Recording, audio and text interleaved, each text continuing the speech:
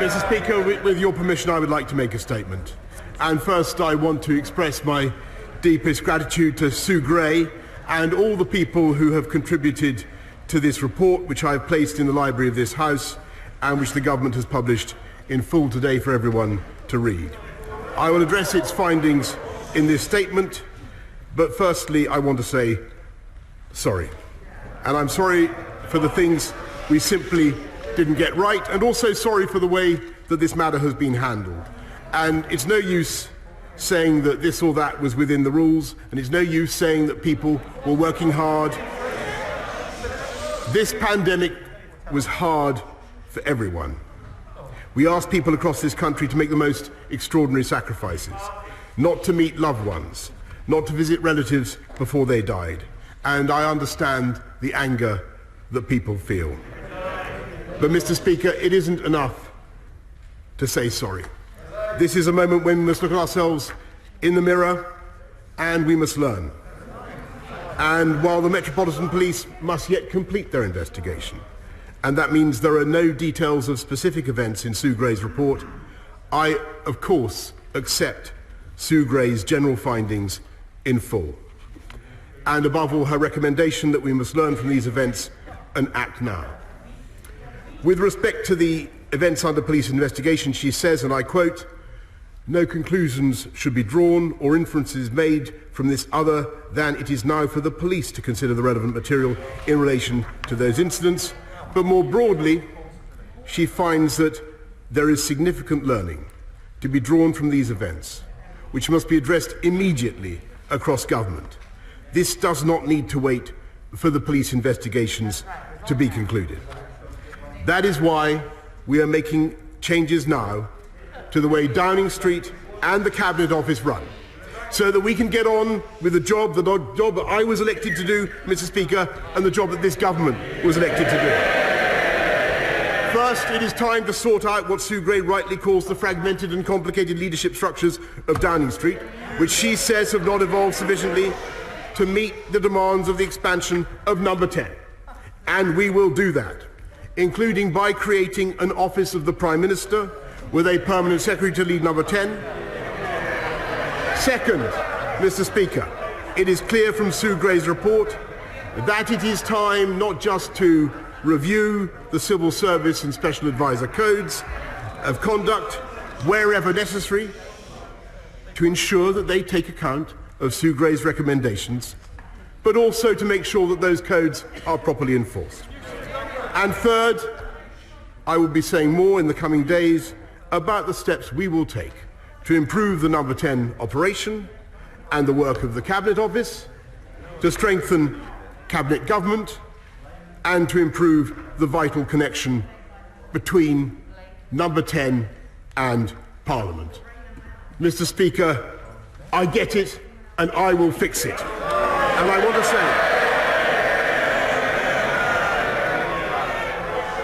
I want to say to the people of this country, I know what the issue is.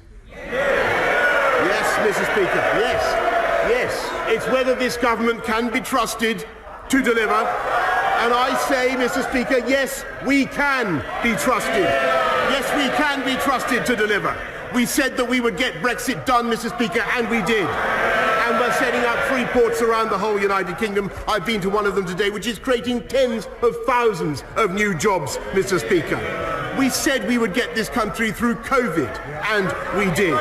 We delivered the fastest vaccine rollout in Europe and the fastest booster programme of any major economy, so that we've been able to restore people's freedoms faster than any comparable economy. And at the same time, we've been cutting crime by 14%, building 40 new hospitals, and rolling out gigabit broadband, Mr. Speaker, and delivering all the promises of our 2019 agenda, so that we have the fastest economic growth of the G7. We have shown that we have done things that people thought were impossible, Mr. Speaker, and that we can deliver for the British people. Mr. Speaker, I remind the benches opposite. The reason we're coming out of COVID so fast is at least partly because we doubled the speed of the booster rollout. And I can tell the House and this country that we are going to bring the same energy and commitment to getting on with the job, to delivering for the British people, and to our mission to unite and level up across this country, Mr. Speaker, and I commend this statement to the House. I now call Keir Starmer, the Leader of the Opposition. Thank you, Mr. Speaker. I'd like to thank Sue Gray for the diligence and professionalism with which she's carried out her work. It's no fault of hers that she's only been able to produce an update today, not the full report.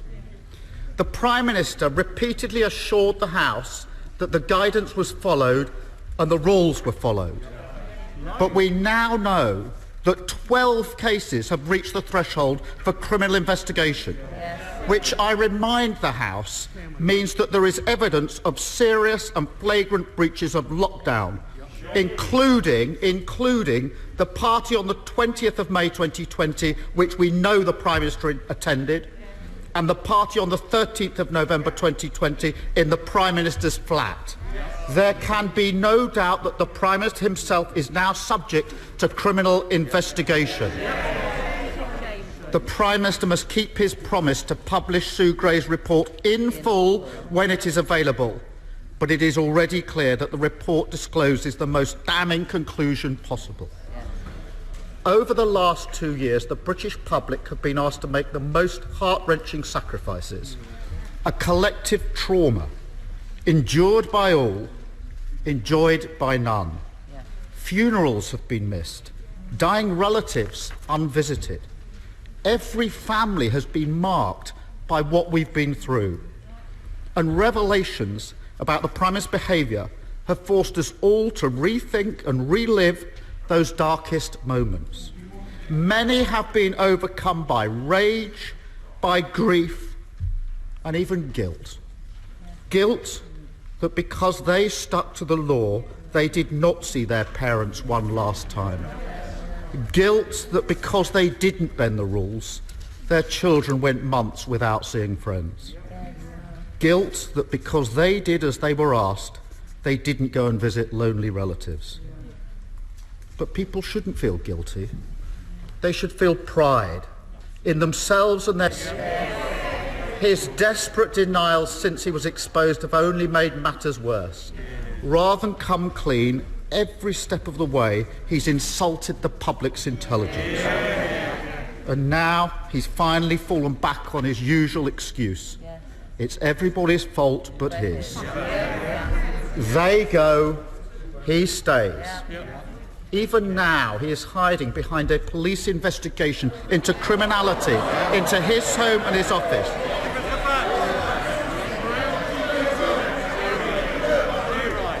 Mr. Speaker, he gleefully treats what should be a mark of shame as a welcome shield.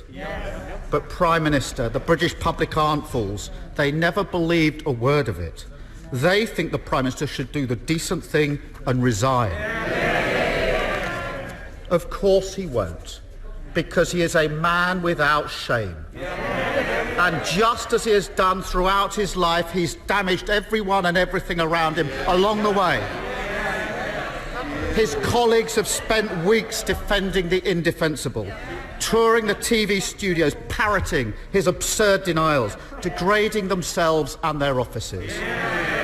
Mr. Speaker, the COVID regulations impose significant restrictions on the freedoms of members of the public. They had a right to expect their Prime Minister to have read the rules, to understand the meaning of the rules, and indeed those around him to have done so too, and to set an example in following those rules. What the Gray report does show is that number 10 Downing Street was not observing the regulations they had imposed on members of the public. So either my right honourable friend had not read the rules, or didn't understand what they meant, and others around him, or they didn't think the rules applied to number 10. Which was it?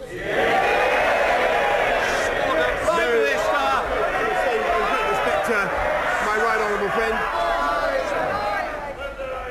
It's a very important question. I want to hear the answer, even if other people don't. Prime Minister. No, Mr. Speaker, that is not what the Gray report says. It is not what the Gray report says. But if she, I suggest that she waits to see the conclusion of the inquiry. I now come to the Leader of the SNP, Ian Blackford. Thank you, Mr. Speaker. Can I say it's a pleasure to follow the former Prime Minister, and perhaps her behaviour in office, like many that went before her, was about dignity, about the importance of the office, of respect, of truthfulness, and the Prime Minister will be well advised to focus on those that have not dishonoured the office like he has done. Mr. Speaker, we stand here today faced with the systematic decimation of public trust in government and the institutions of the state, and at its heart, a Prime Minister being investigated by the police. So here we have it, the long-awaited Sue Gray report. What a farce. It was carefully engineered to be a fact-finding exercise with no conclusions. Now we find it's a fact-finding exercise with no facts. So let's talk facts. The Prime Minister has told the House that all guidance was completely followed. There was no party. COVID rules were followed, and that I believed it was a work event. Nobody believed him then, and nobody believes you now, Prime Minister. That is the crux. No ifs, no buts. He has willfully misled Parliament. It's bad enough. Order! Inadvertent misled the House would be acceptable. Misled the House is not acceptable. Withdraw inadvertent. The Prime Minister inadvertently told the House on the 8th of December that no parties had taken place, and then had to admit that they had. It's bad enough, Mr. Speaker, that the Prime Minister's personal integrity is in the ditch, but this murky business is tainting everything around it. It is our intention to submit a motion instructing the Prime Minister to publish the Gray report in full. Will the Prime Minister obey an instruction by this House to publish as required? Mr. Speaker, amidst allegations of blackmail by Tory whips, the members opposite have been defending the indefensible. Wait for the report, we were told. That's right. Well, here it is, and it tells us very little, except it does state that there were failures of leadership and judgment by different parts of Number 10. It states that some events should not have been allowed to take place. That is the Prime Minister's responsibility. If there is any honour in public life, then he would resign. Where is this? And he laughs. And the Prime Minister laughs. We ought to remind ourselves in this House that 150,000 plus of our citizens have lost their lives. Family members that couldn't be with them. And that is the sight that people will remember. A Prime Minister laughing at our public. I extend the hand of friendship to all those that have sacrificed. I certainly do not extend the hand of friendship to the Prime Minister, who is no friend of mine. Where is the shame? Where is the dignity? Meanwhile, the police investigation will drag on and on. Every moment the Prime Minister stays, trust in government and the rule of law is ebbing away. The litany of rule breaking, the culture of contempt, the utter disdain for the anguish felt by the public who have sacrificed so much. What the public see is a man who has debased the office of Prime Minister, shrinked responsibility, dogged accountability and blamed his staff at every turn, presided over sleaze and corruption and tainted the very institutions of the state. In short, Mr. Speaker, this is a man. Well, they can laugh, but the public know. The public know this is a man they can no longer trust. He has been investigated by the police. He misled the House. He must now resign. Order. You'll have to withdraw that last comment. Mr. Speaker, I gave the evidence of the 8th of December. Order. you're going to have to withdraw misled. Mr. Speaker, the Prime Minister has misled the House. Unless you withdraw, I'll have to stop, and that's not good. Just withdraw the words. I am standing up for my constituents that know that this Prime Minister has lied and misled the House. Give me the paper. Give me the paper. Inadvertently misled. I'll give you one more chance. As leader of the SNP, I don't want to have to throw you out. I'm going to give you this chance. Please. Please to power. That man has misled the House.